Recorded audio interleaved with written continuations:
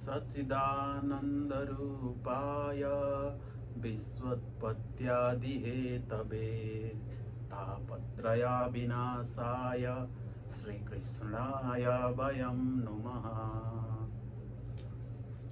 त आदरणीय मित्र जनहरू, आज म हजुरहरूको समक्षमा मानिसहरूले भन्छन् माया मोहबाट मुक्ति हुनुपर्छ, भगवानको धाम जानुपर्छ र यो कुरो के हो त भनेर मैले जानेको कुरा केही बताउन गइरहेको छु। वाट इज एट्याचमेन्ट, माया भनेको वाट इज एट्याचमेन्ट भनेर चाहिँ त्यसको एउटा कथाबाट बताउन गइरहेको छु। यो कथा यस प्रकार छ। एक समयको कुरा हो, भगवान नारदजीले भगवान श्री हरि विष्णुलाई प्रश्न गर्नुभएछ अरे, हे प्रभु, यो माया मोह भनेको के हो, माया भनेको के हो भनेर सोध्नु भएछ अरे। र भगवान विष्णुले भन्नुभएछ अरे, ल नारद हिँड जाउँ भनेर हिँड्दै जानुभएछ अरे नारदजी र भगवान श्री हरि विष्णु। अलिक पर पुगेपछि नारद, मलाई त साह्रै तिर्खा लागेको छ, मलाई एक लोटा पानी ल्याएर देऊ न भनेर भन्नुभएछ अरे। अनि त्यहाँदेखि नारदजी जानुभयो अरे पानी लिन। अनि पानी लिन जाँदा एउटा कुवामा पुग्नु भएछ अरे।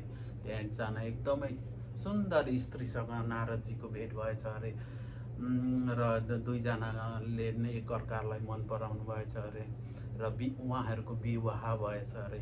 अनि त्यो विवाह भएपछि त्यहाँदेखि रहँदै बस्दै गर्दा उहाँको सन्तानहरू पनि 2 सन्तान भएछन् अरे। त्यहाँदेखि त्यस्तो सुख दुःख जीवन चलिरहेको थियो।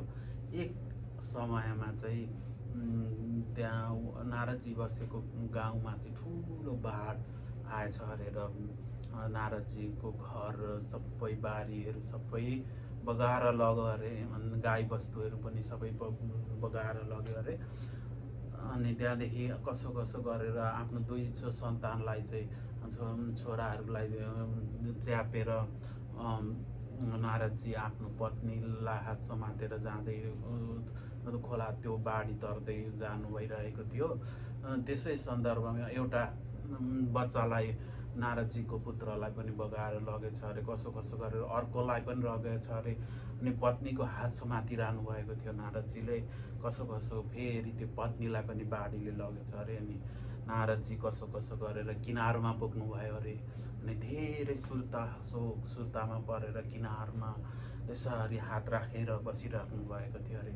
अनि पछाडिबाट कसैले हात यसरी पछाडि यसरी गरेको आवाज आउँछ। अनि त्यहाँदेखि त्यहाँदेखि भगवान विष्णु स्वयं नै आएर, नारद खोइ त मेरो 1 लोटा पानी भनेर भन्दाखेरि नारद सपनामा जस्तै हुनुहुन्छ। त बन्धु, यस्तै यो माया भनेको पनि यो कथाबाट बुझ्न सकिन्छ। यस्तै हो, हामी माया मोह भनेको कस्तो हो त भन्दा यस्तै छ। हामी यस संसारमा भगवानको धाम जानलाई आएको हौँ, वैकुण्ठ जानलाई आएको हौँ। त्यसैले हामी अलमलमै व्यस्त हुन्छौँ, अलमलमै बिताउँछौँ जीवन।